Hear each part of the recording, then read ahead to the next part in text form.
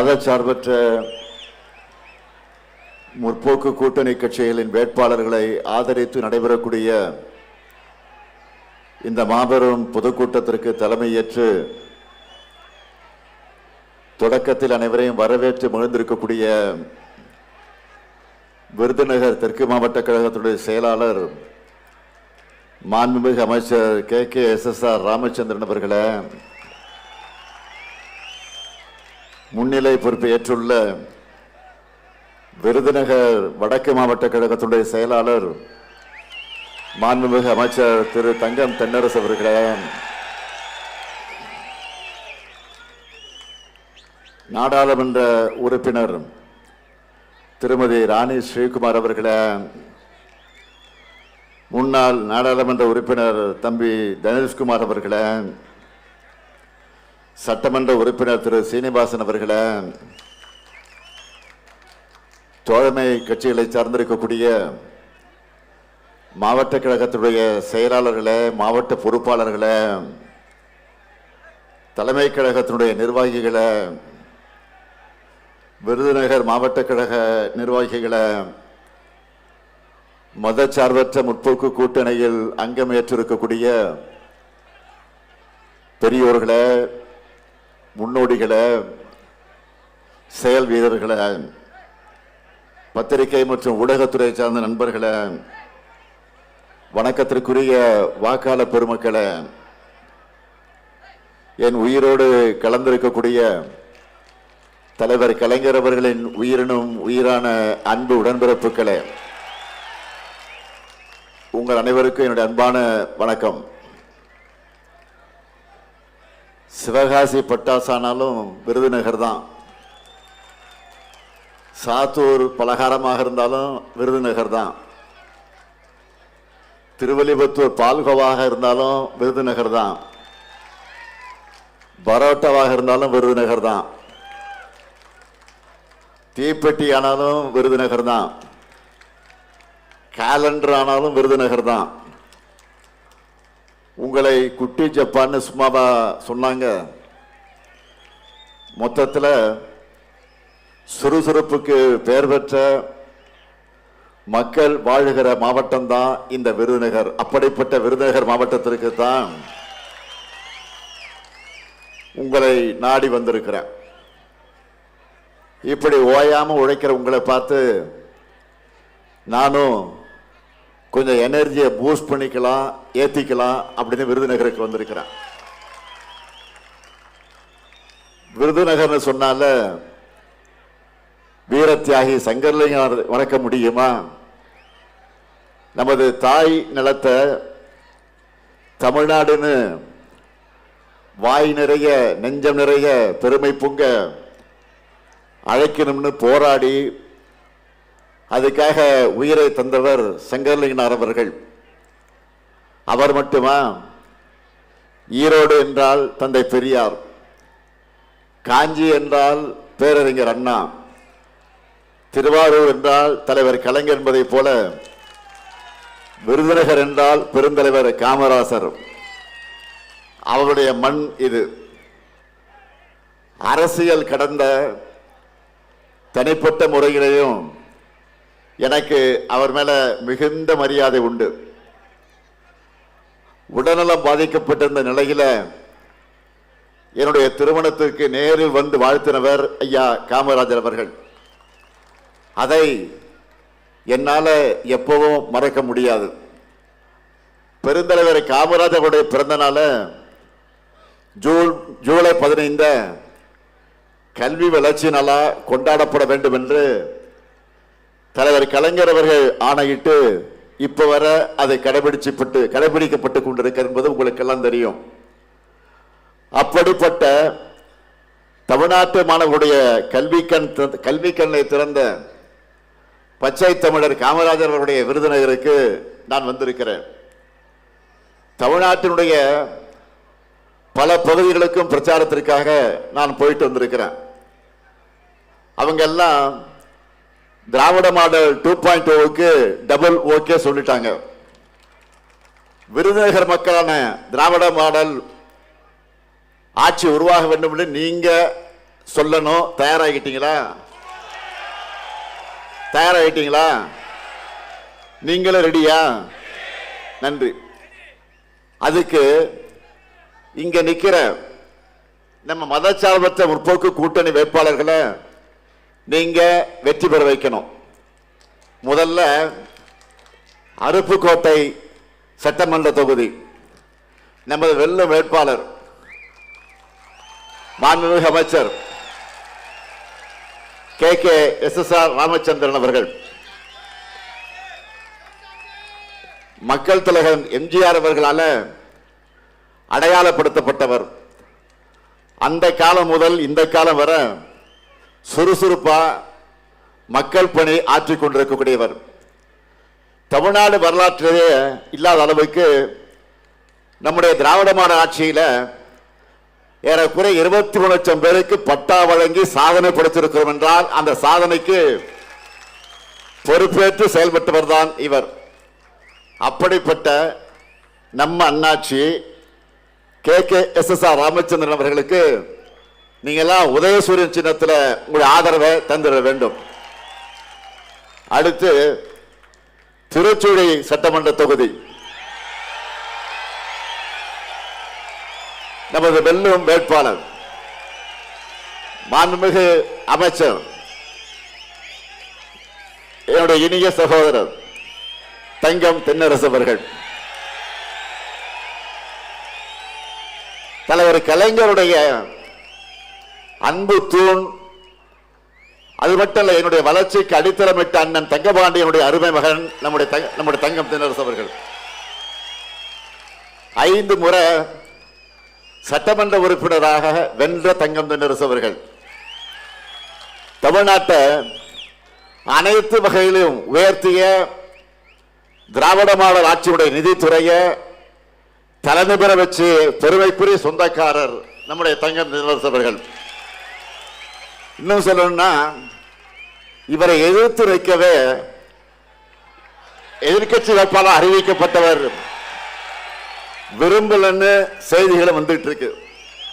அந்த அளவு வலிமையான வேட்பாளர்.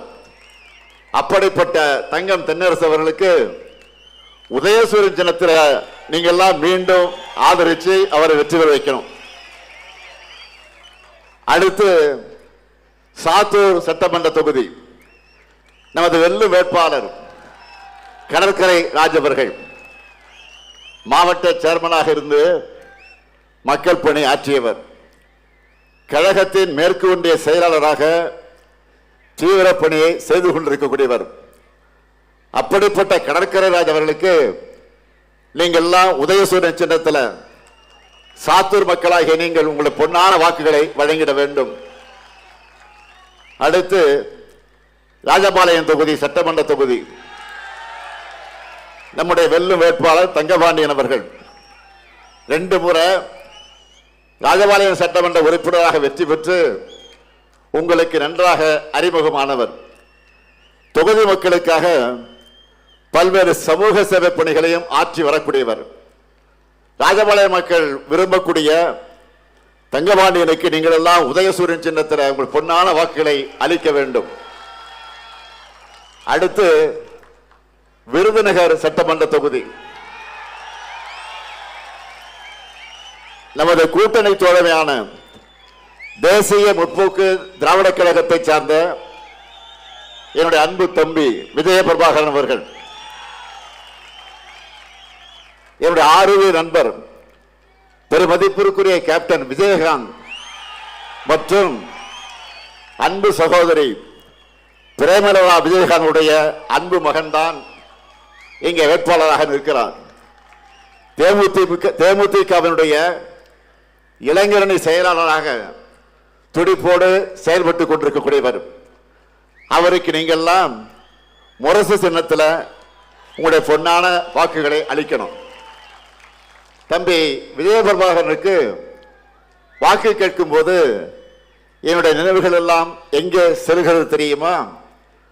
அவருடைய தந்தை என்னுடைய இனிய நண்பர் ஆர்வ நண்பர் கேப்டன் விஜயகாந்த் அவர்கள் மக்கள் ஆணையிட்டால் என்ற ஒரு திரைப்படத்தில் வேட்பாளராக நடித்தார். அதில் நான் கௌரவ வேடமாக ஒரு பாட்டு பாடி அதில் வருவேன். அது எதற்காக என்று சொன்னால், வேட்பாளராக நிற்கக்கூடிய விஜயகாந்தை ஆதரித்து நான் பாடுகிற பாட்டு. அந்த பாட்டு கூட என்னுடைய மனசுல ஆழமா இருக்கு. கலைஞர் எழுதிய பாட்டு தான். ஆற அமர கொஞ்சம் யோசிச்சு பாரு, அடுத்த வரும் தலைமுறைய சிந்திச்சு பாரு, ஏற இறங்க இப்படின்னு பாட்டு வரும். அப்படி இவருடைய அப்பாவுக்கு ஓட்டு கேட்டு திரைப்படத்தில் நடிச்சேன். இன்று அவருடைய அருமை மகனுக்கு முதலமைச்சரா இன்றைக்கு நேரடியாக வாக்கு கேட்க வந்திருக்கிறேன். ஆகவே தம்பி விஜயபிரபாகரனை பெருவாரியான வாக்கு வித்தியாசத்தில் வெற்றி பெற வைக்க வேண்டும் என்று உங்களை எல்லாம் நான் அன்போடு கேட்டுக்கிறேன். அடுத்து சிவகாசி சட்டமன்ற தொகுதி நம்முடைய அன்பு சகோதரர் ராகுல் காந்தி அவர்களால் அறிவிக்கப்பட்ட நமது வெல்லும் வேட்பாளர் காங்கிரஸ் கட்சியை சேர்ந்த அசோகன் அவர்கள் சிவகாசி நகரமன்றத்தினுடைய துணைத் தலைவராக செயல்பட்டவர். கடந்த முறை அதே தொகுதியில் உங்களுக்காக பணியாற்றியவர். மீண்டும் அசோகனுக்கு கை சின்னத்தில் நீங்க உங்க பொன்னான வாக்குகளை அளிக்க வேண்டும். நிறைவா திருவள்ளுவர் சட்டமன்ற தொகுதி நமது வெல்லும் வேட்பாளர் இந்திய கம்யூனிஸ்ட் கட்சியை சார்ந்த திரு மகாலிங்கம் அவர்கள் பத்தராய்ப்பு தாலுகாவினுடைய இந்திய கம்யூனிஸ்ட் கட்சியினுடைய செயலாளராக தோழர் மகாலிங்கம் அவர்கள் பணியாற்றிக் கொண்டிருக்கக்கூடியவர். இந்த வட்டாரத்து மக்களுக்காக தொடர்ந்து செயலாற்றி வரக்கூடியவர். களத்தில் தொடர்ந்து உங்களுக்காக போராடும் அவர் குரல் சட்டமன்றத்தில் ஒடிக்க தோழர் மகாலிங்கம் அவர்களுக்கு நீங்கள் எல்லாம் கதிர் அருவாள் சின்னத்தில் உங்களுடைய பொன்னான வாக்குகளை வழங்கிட வேண்டும். உங்ககிட்ட உரிமையா உங்கள ஒருத்தனா இந்த முத்துவேல் கருணாநிதி ஸ்டாலின் இந்த 7 மதச்சார்பற்ற முற்போக்கு கூட்டணி வேட்பாளருக்கு நான் ஆதரவு கேட்கிறேன். வெற்றி உறுதியா? சத்தமா? இன்னும் சத்தமா? நன்றி. வெற்றி உறுதி ஆயிடுச்சு. எனவே வேட்பாளர்கள்லாம் உட்காரலாம். சீட்டு கொடுத்தாச்சு உங்களுக்கு, உட்காருங்க. அது மட்டும் இல்ல, மருது சகோதரர்கள் மாதிரி 2 வெயிட்டான அமைச்சர்களை உங்க மாவட்டத்துக்கு தந்து வளர்ச்சி பணிகளை இங்கே பல்வேறு காரியங்களை செஞ்சு தந்திருக்கிறோம் என்கிற பெருமித உணர்வோடு உங்க ஆதரவை நான் கேட்க வந்திருக்கிறேன். திராவிட மாடல் ஆட்சியினுடைய கடந்த 5 ஆண்டுகள்ல விருதுநகருக்கு செஞ்சிருக்கக்கூடிய சாதனைகளை சொன்னா நிச்சயமா சொல்ற அது ஒரு நாள் போதாது. அதனால சிலவற்றை மட்டும் நான் சொல்ல விரும்புகிறேன்.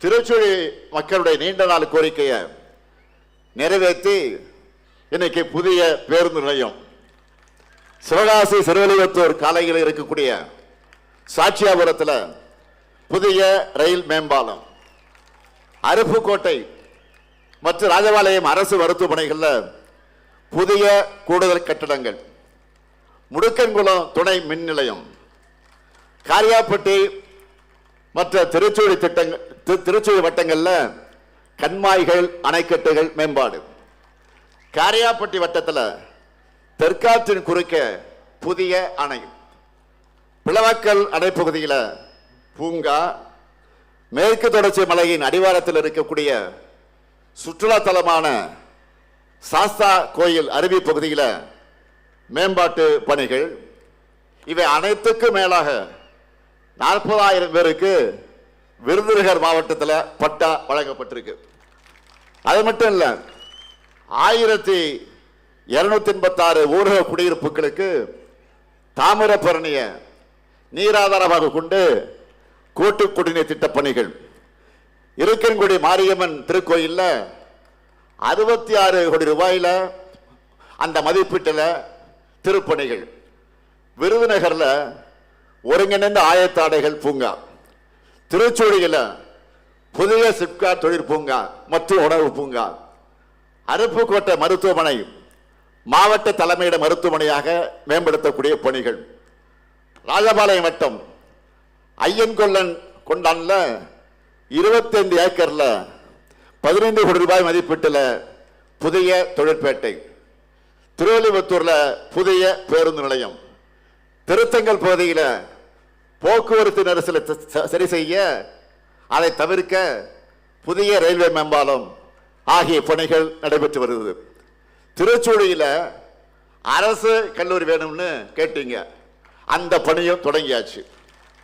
இன்னும் உங்களுக்கு என்ன வேணுமாலும் சொல்லுங்க, விருதுநகருக்காக நிச்சயம் நான் செஞ்சு தருவேன் என்ற உறுதியை தெரிவிக்கிறேன். இதே போல சாதனைகளை எதையும் சொல்ல முடியாம அவதூறுகளையும் தரம் தாழ்ந்த பேச்சுக்களையும் நம்பி பரப்புரை செய்து கொண்டிருக்கிறார் யாரு? எதிர்க்கட்சி தலைவர் பழனிசாமி அவர்கள். பழனிசாமின்னு சொன்னா அது பொய், பித்தன் அப்படிதான் வரும். பழனிசாமி சொல்லியிருக்கக்கூடிய பொய்களை ஒரு புத்தகமே போடலாம், அந்த அளவுக்கு பொய்களை சொல்லிக் கொண்டிருக்கிறார்.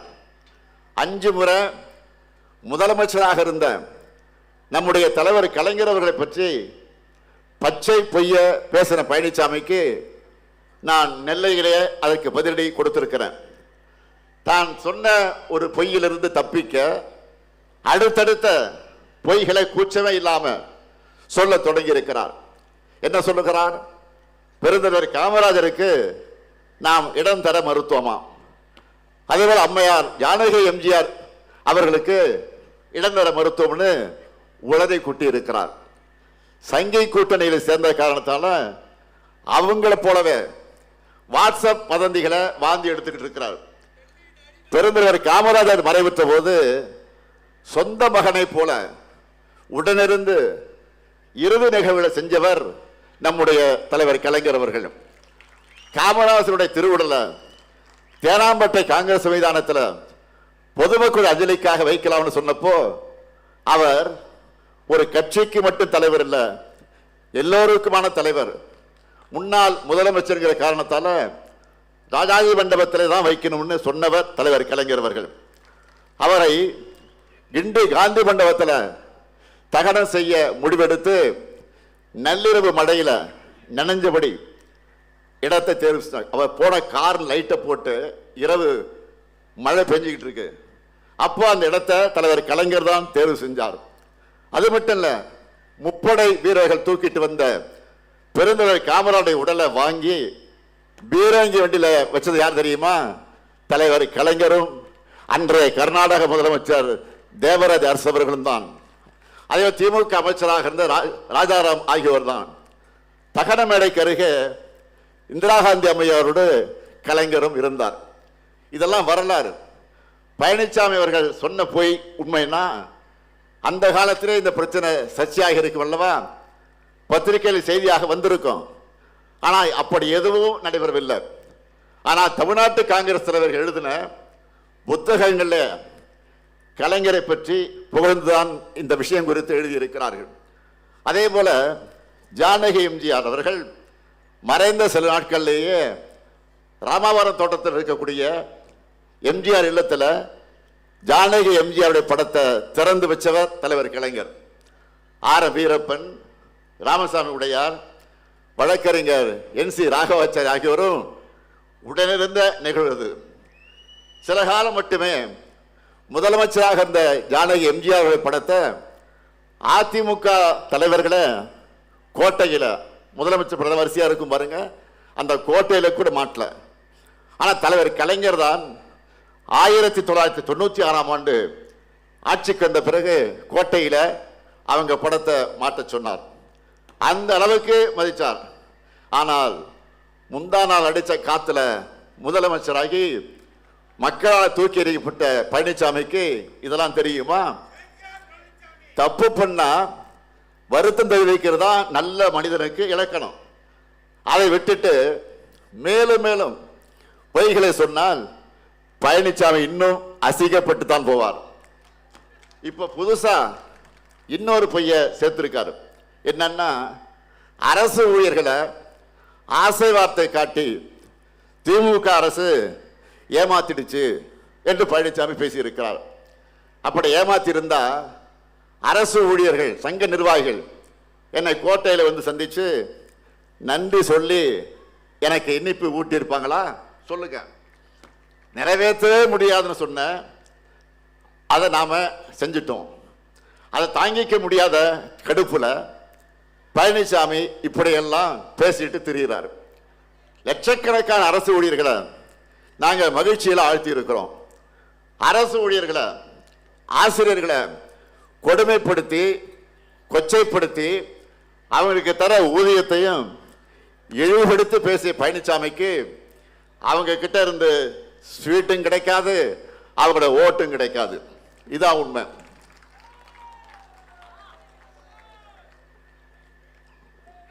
இங்க இருக்கிற நிதியமைச்சர் தங்கம் தென்னரசு உட்கார்ந்து இருக்கிறார். அதை எப்படியாவது நிறைவேற்ற வேண்டும் என்று எவ்வளவு முயற்சி எடுத்தோன்னு அவருக்கு முழு விவரம் தெரியும். நம்மோட வரிப்பணம் மொத்தத்தையும் வாங்கி பாஜக ஆளும் வடமாநிலங்களுக்கு ஒன்றிய அரசு கொடுக்கிறாங்க.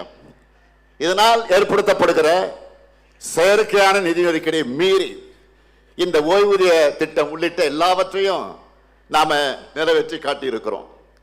அரசு ஊழியர்களுக்கு மட்டுமா துரோகம் செஞ்சாரு? பழனிசாமி துரோகம் பண்ணாத தரப்பே தமிழ்நாட்டில் இருக்க முடியாது.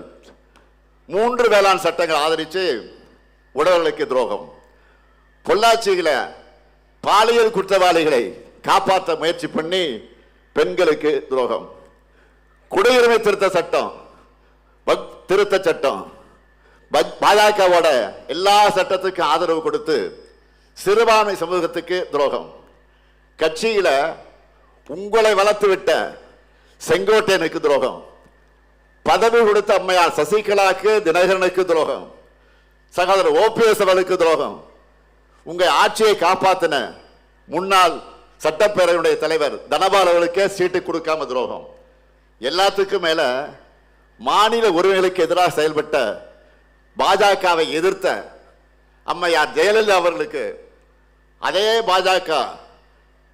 பாஜகவோட இன்றைக்கு கூட்டணி வச்சு துரோகம் செஞ்சிருக்கிறார். இப்ப நான் சொன்ன துரோகத்தை உங்களால் என்ன முடிஞ்சிச்சா? ஆனா பழனிசாமியுடைய தோல்விகளை நீங்க எண்ணிடலாம். ஏற்கனவே 10, அடுத்து 11 இல்லையா? பாகுபலி படத்துல சத்யராஜை பார்த்து சொல்ற மாதிரி ஒரு டைலாக் வரும், விசுவாசத்துக்கு ஒரு உருவம் இருந்தா அது நீதான் கட்டப்பா அப்படின்னு ஒரு வசனம் வரும். அதுபோல துரோகத்துக்கு ஒரு உருவம் கொடுத்தா அது பழனிசாமி தான். இப்படி தன்னையே நம்பிய அத்தனை பேருக்கு அல்வா கொடுத்த பழனிசாமி பேசுறத மக்கள் எப்படி நம்புவாங்க? அதுவும் நீங்க ஆட்சி செஞ்ச லட்சணத்தை தான் தமிழ்நாடு 4 வருஷம் பார்த்துச்ச. அதுக்கெல்லாம் முடிவு கட்டி 2021 ஆட்சிக்கு வருவதற்கு முன்பு சொன்ன வாக்குறுதிகள் எல்லாம் படிப்படியா நிறைவேற்றி மக்கள் நம்பிக்கை பெற்ற அரசு நம்முடைய திராவிட மாடல் அரசு. வெற்றி பெற்ற தொகுதி, வெற்றி பெறாத தொகுதி, வெற்றி பெற்ற மாவட்டம், வெற்றி பெறாத மாவட்டம் என்கிற எந்த பாகுபாடும் காட்டாம எல்லா பகுதிகளையும் வளர்த்தெடுத்து இருக்கிறோம். அதனாலதான் நகர்ப்புற உள்ளாட்சி தேர்தல் 2024 நாடாளுமன்ற தேர்தலில் தமிழ்நாடு முழுக்க முழு வெற்றியை மக்கள் நமக்கு கொடுத்தாங்க. இப்போ 2030ஆம் ஆண்டுக்குள்ள தமிழ்நாட்டை எப்படியெல்லாம் வளர்க்க போகிறோம், வளர்த்தெடுக்க போகிறோம்னு தொலைநோக்கு கொண்ட செயல் திட்ட அறிக்கையா திமுகவுடைய தேர்தல் அறிக்கையை வெளியிட்டிருக்க, திமுகவுடைய தேர்தல் அறிக்கையை வெளியிட்டிருக்கிறான். அதாவது நம்ம சூப்பர் ஸ்டாரை களத்தில் இறக்கி நான் பிரச்சாரத்தில் இறங்கி இருக்கிறேன். ஒரு பாட்டு வரும், சூப்பர் ஸ்டார் யாருன்னு கேட்டா சின்ன குழந்தைங்க சொல்லணும் பாட்டு ஞாபகம் இருக்கு அவங்களுக்கு? அந்த மாதிரி இது சூப்பர் ஸ்டார். இப்போ எல்லாரும் இதை தான் பேசுறாங்க. என்ன பேசுறாங்க? மகளிருக்கு மாதம் 1000 ரூபாய் உரிமை தொகை சொன்னோம். இன்னைக்கு இந்தியாவுக்கு மாடலா நம்ம கலைஞர் மகளிர் உரிமை திட்டம் மாறிடுச்சு. இந்த திட்டத்தால பலருடைய வாழ்க்கையை மாறிடுச்சு. செல்வி என்ற சகோதரி ஒரு பேட்டி கொடுத்துருக்காங்க, நீங்களும் பார்த்துருப்பீங்க, நானும் பார்த்தேன். கணவரை இழந்துட்டாங்க, 2 பெண் பிள்ளைகள், வீட்டு வேலைக்கு போய் குடும்பத்தை காப்பாற்றுறாங்க. தினமும் ஒரு வீட்டை சுத்தம் பண்ணி பாத்திரங்கள் எல்லாம் கழுவி வைக்கணும்னா அதுக்கு குறைஞ்சது 1 மணி நேரம் 2 மணி நேரம் ஆகிடும். இப்படி நிறைய வீடுகளுக்கு போய் வேலையை பார்க்கணும், உடம்பெல்லாம் வலிக்கும். ஆனால் இப்போ மாதம் 1000 ரூபாய் மகளிர் உரிமை தொகை கிடைக்கிறதுனால ஒரு வீட்டை குறைச்சிட்டேன்னு அவங்க சொல்றாங்க. வெறும் 1000 ரூபாய் இதை வச்சு என்ன பண்ண முடியும்னு கேட்டாங்களா? செல்வி போன்ற சகோதரிகளுக்கு தினமும் 1 மணி நேரம் ஓய்வை இந்த திட்டம் வழங்கியிருக்கு. இனி அந்த மகளிர் உரிமை தொகை மாசம் 1000 அல்ல 2000 ரூபாயாக அதிகப்படுத்தி வழங்கப்படும். தாய்மார்கள்லாம் ஹாப்பியா? தாய்மாரை கை கூட்டி ஹாப்பின்னு சொல்லுங்க. அதற்கு ட்ரெய்லர் தான் கோடைக்கால சிறப்பு நிதி.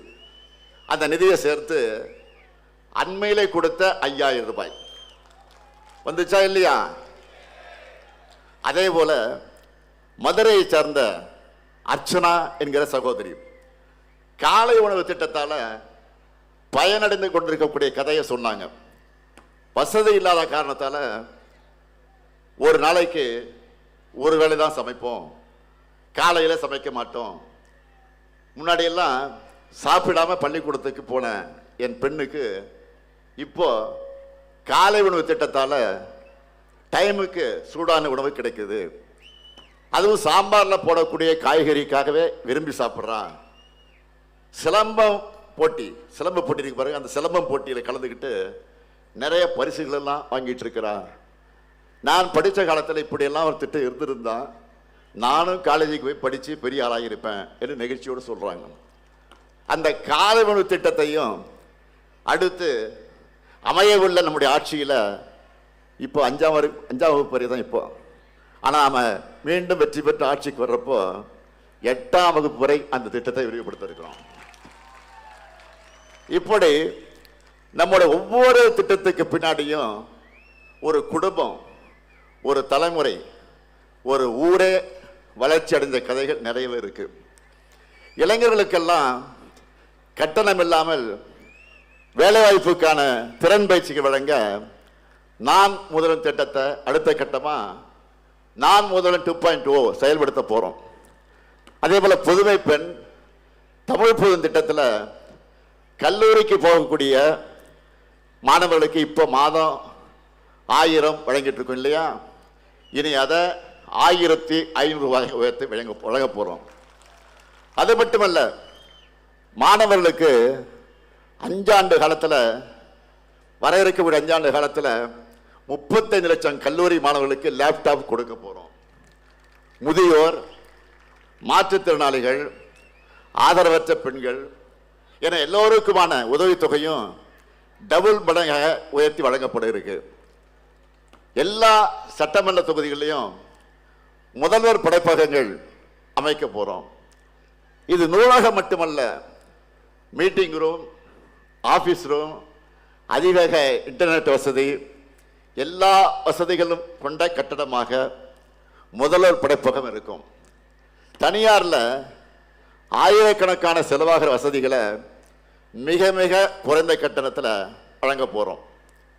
பால் கொள்முதல் விலைய லிட்டர் ஒன்றுக்கு 5 ரூபாய் உயர்த்தி வழங்க போறோம். எல்லாத்துக்கும் மேல பெண்கள் ஒவ்வொருத்தரும் மகிழ்ச்சி அடையக்கூடிய வகையில் ஒரு அருமையான திட்டம், ஒரு அல்டிமேட் அறிவிப்பை வெளியிட்டு இருக்கிறோம். என்னன்னு தெரியும் உங்களுக்கு? இல்லத்தரசி திட்டம். எல்லாரும் இதுக்காக தான் வெயிட் பண்ணிட்டு இருந்தீங்க. என்ன இல்லத்தரசி திட்டம்? 8000 ரூபாய் கூப்பன். எதுக்கான கூப்பன்? இல்லத்தரசிகளை நீங்க உங்களுக்கு தேவையான வீட்டு உபயோகப் பொருளை உங்க ஊர்ல உங்களுக்கு விருப்பமான கடையில் உங்களுக்கு பிடிச்ச மாதிரி வாங்கிக் கொள்வதற்கான கூப்பன். புதுசாக வாங்கிக்கலாம், பழசை கொடுத்துட்டு எக்ஸ்சேஞ்சும் பண்ணிக்கலாம். என்ன வாங்கணும், எப்படி வாங்கணும், எந்த கடை, எந்த கலர், எல்லாமே உங்களுடைய சாய்ஸ் தான். உங்கள் கனவு யாராவது தலையிட்டா விடாதீங்க, சும்மா உங்கள் இஷ்டத்துக்கு, உங்கள் சாய்ஸ் இது. இந்த கூப்பனை கொடுத்து என்னென்ன வாங்கலாம், எதை விரும்பி கேட்கலாம். நீங்கள் washing machine, fridge, TV, grinder, mixie, microwave oven, மின்னடுப்பு போன்ற எந்த பொருளையும் நீங்கள் வாங்கிக்கலாம். என்னை பொறுத்தவரை நம்ம குடும்பத் தலைவருடைய வீட்டு வேலை சுமை பெருமளவு குறைஞ்சிரும். அதுதான் இந்த திட்டத்துடைய முக்கிய நோக்கம். இன்னைக்கு தமிழ்நாடு முழுக்க இந்த திட்டத்தை பற்றி தான் எல்லோரும் மகிழ்ச்சியாக பேசிட்டு இருக்காங்க. ஒருத்தர் தான் சோகமாக இருக்காரு. யார் அவரு? பழனிசாமி. இல்லத்தரசி திட்டத்தை கிடைச்ச வரவேற்பை பார்த்துட்டு இதில் திமுக காரங்க கமிஷன் அடிப்பாங்க என்ற அடிப்படை இல்லாமல் புலம்பிட்டு இருக்காரு. பணத்துக்கு பதிலாக கூப்பன் தரோம், மக்கள் கடையில் கொடுத்து பொருளை வாங்கிக்க போறாங்க. இதுல எங்க ஊழலும் கமிஷன் வந்துச்சு? தன்னை போலவே பழனிசாமி எல்லோரையும் நினைச்சிட்டாரு. எது எப்படியோ இல்லத்தரசு அறிவிப்பால் எதிர்கட்சி தலைவர் பழனிசாமி இப்போ ஃபியூஸ் போன சாமி ஆயிட்டாரு. தேர்தல் அறிக்கையில் இன்னும் சில அறிவிப்புகளும் இருக்கு. தொழிற்சாலைகள் அதிகம் உள்ள நகரங்கள்ல பெண்கள் வேலைக்கு செல்வதை எளிதாக்கும் பொருட்டு 1000 குழந்தைகள் காப்பகங்கள் உருவாக்க போறோம். திராவிட மாடல் 2.0ல பிற்படுத்தப்பட்டோர், மிகவும் பிற்படுத்தப்பட்டோர், சீர்மரபினர் ஆகியோர் தொழில் தொடங்குவதற்கு உச்சவரம்பு 30 லட்சம் ரூபாயாக உயர்த்தப்படும். கட்டுமான தொழிலாளர்களுக்காக தமிழ்நாடு முழுக்க 500 உழைப்பாளர்கள் கூடங்கள் அனைத்து வசதிகளோடு அமைக்கப்படும். மகளிர் சுய உதவி குழு பெண்கள் ஷேர் ஆட்டோ வாங்க மானியத்தோடு கூடிய வங்கி கடன் பெற்றுத்தரப்படும். நெசவாளர்களின் நலனுக்காக தமிழ்நாட்டில் 10 கைத்தறி பூங்காக்கள் அமைக்கப்படும். 50 கைத்தறி குழுமங்கள் அமைக்கப்படும். 10,000 கைத்தறிகளை 90 விழுக்காடு மானியத்தோடு நவீனப்படுத்துவோம். முதியோர்களுக்கான அன்புச்சோலை இல்லங்கள் எல்லா மாவட்டங்களிலும் அமைக்கப்படும். அனைத்து தரப்பு அரசு பள்ளிகளையும் 100 விழுக்காடு ஸ்மார்ட் வகுப்பறைகள் அமைக்கப்படும். கலைஞர் கனவு இல்லம் உள்ளிட்ட திட்டங்கள் மூலமா வீடற்ற ஏழைகளுக்கு அடுத்த 5 வருஷத்துல 10 லட்சம் வீடுகள் கட்டித்தரப்படும். இங்க இருக்கக்கூடிய விருதுநகர் சுற்று வட்டார மக்களை மகிழ்விக்க ஸ்பெஷல் வாக்குறுதிகளும் இருக்கு. என்னன்னா, விருதுநகர் தூத்துக்குடியில பசுமை பட்டாசு உற்பத்தி ஊக்குவிக்கப்படும். தமிழ்நாடு பனைமர தொழிலாளர்கள் நல வாரியத்தில் பதிவு செஞ்சிருக்கக்கூடிய பனை தொழிலாளர்களுக்கு தேவையான பனைமரம் ஏறக்கூடிய கருவிகள் உட்பட இதர கருவிகள் 100 விழுக்காடு மானியத்தோடு வழங்கப்படும். தமிழ்நாடு பனைமர தொழிலாளர்கள் நல வாரியத்தில் பதிவு செஞ்சிருக்கக்கூடிய பனை தொழிலாளர்களுக்கு காப்பீடு வசதி ஏற்படுத்தப்படும். அவங்க குடும்பத்திற்கு கல்வி, மருத்துவம் ஆகியவற்றுக்கு கூடுதல் உதவிகள் வழங்கப்படும். இப்படி தமிழ்நாட்டின் ஒவ்வொரு துறையும் ஒவ்வொரு தரப்பினரையும் மனசில் வச்சு தேர்தல் அறிக்கையை ரெடி பண்ணியிருக்கோம். எப்படிப்பட்ட அறிக்கை இது? 6லிருந்து 60 வரை, பெண்கள் முதல் ஆண்கள் வரை, இளைஞர்கள் முதல் முதியோர் வரை. திமுக தேர்தல் அறிக்கை எல்லாருக்கும் பிடிக்கும், பிடிக்காதவங்களே இருக்க முடியாது. அதனால்தான் இதை 2026 தேர்தல் களத்தினுடைய சூப்பர் ஸ்டார்னு சொல்லி நான் அறிமுகப்படுத்தினேன். வாக்குறுதியை யார் வேண்டுமானாலும் கொடுக்கலாம், ஆனால் திமுக கொடுக்கிற வாக்குறுதியை தான் மக்கள் நம்புகிறார்கள். மற்றவங்க என்ன சொன்னாலும் அதுக்கு எந்த மதிப்பும் கிடையாது. யார் சொல்றாங்க என்பதை பொறுத்துத்தான் அதுக்கான மதிப்பு.